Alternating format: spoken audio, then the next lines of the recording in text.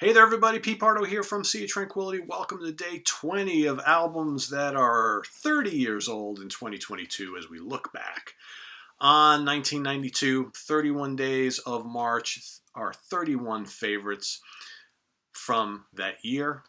All musical walks of life. They're all up for grabs. Studio albums, live albums, rock, jazz, metal, prog, whatever. Pick your favorites from the year. I'm doing mine each and every day today on this 20th day of March.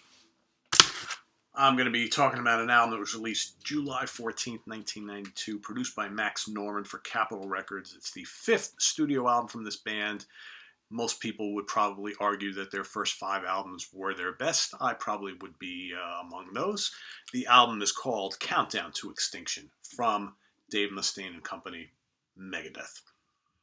Really strong album. Really strong lineup. One of their best lineups ever, in my opinion.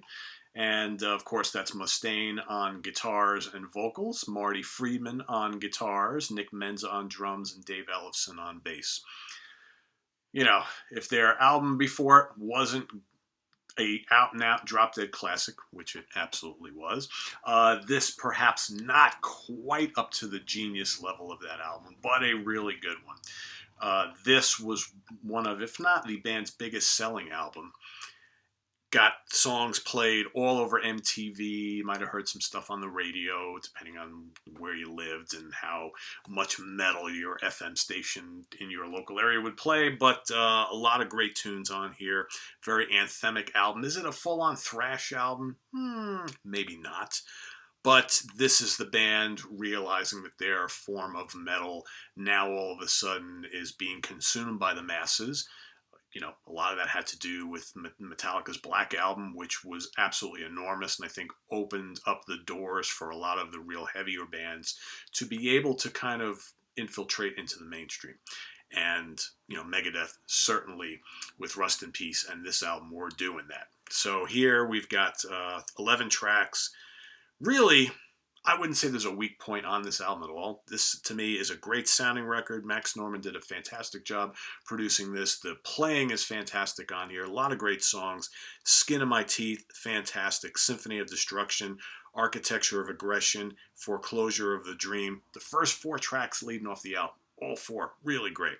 Sweating Bullets might be one of my least favorite songs on the album, but it still is pretty damn good. Had the crazy video, you know, whatnot. Catchy song. You got This Was My Life. Good, dramatic, melodic.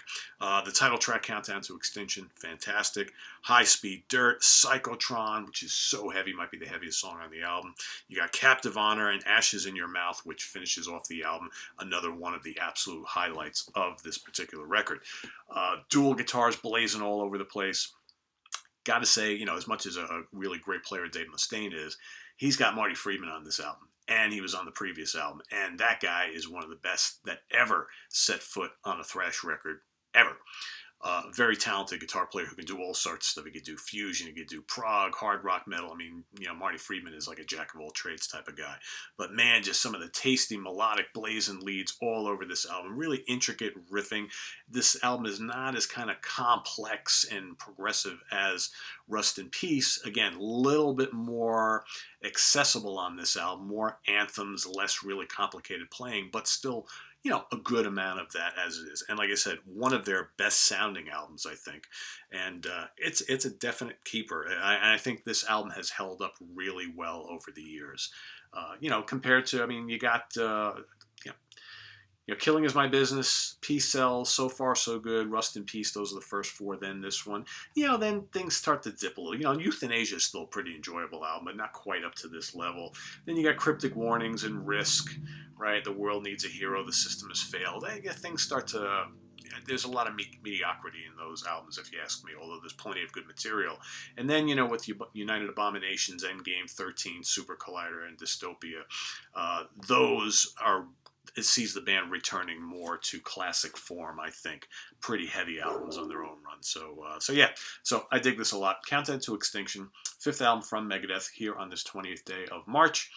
Let us know your opinions and your comments on this particular album. What do you think of this album? And also your pick for day 20 here on albums that are 30 years old in 2022. Stay tuned for day 21 coming up tomorrow as we kickstart the Monday work week. We've got just about what we got about a little over, we got 2 full weeks left, something like that. We're gonna have like, yeah, not quite, about 2 weeks left. And as we work our way to my absolute favorite album release from 1992, that's coming up on the 31st.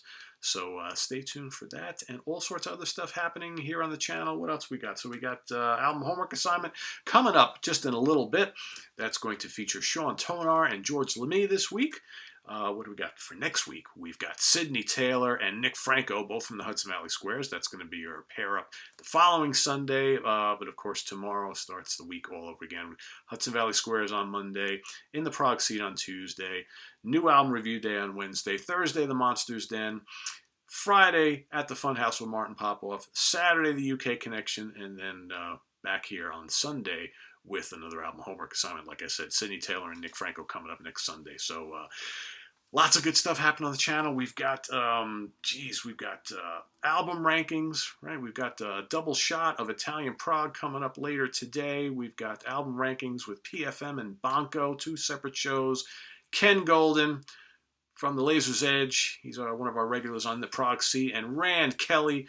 The 3 of us will be doing our top 5 albums from both PFM and Banco. Premiata, Fornerio Marconi, and Banco del Mutuo Soccorso. Those are the 2 bands that are happening on ranking the albums this week, coming up later today. So lots happening here on the channel. Stay tuned for all of it. We got rankings for the Tea Party coming up soon. We're going to be doing probably in early April. We're going to be doing The Cult. We got a Miles Davis 1965 to 1975 one coming up also in April. We've got going to see a Paul Bearer ranking coming up. We've got I'm going to be doing John Lennon solo albums ranking fairly soon. There's lots of ranking shows on the kind of to-do list for the coming month in April. So stay tuned for all that stuff and a lot more here on the channel. So thanks for watching. Please subscribe if you haven't already and click on that notification bell.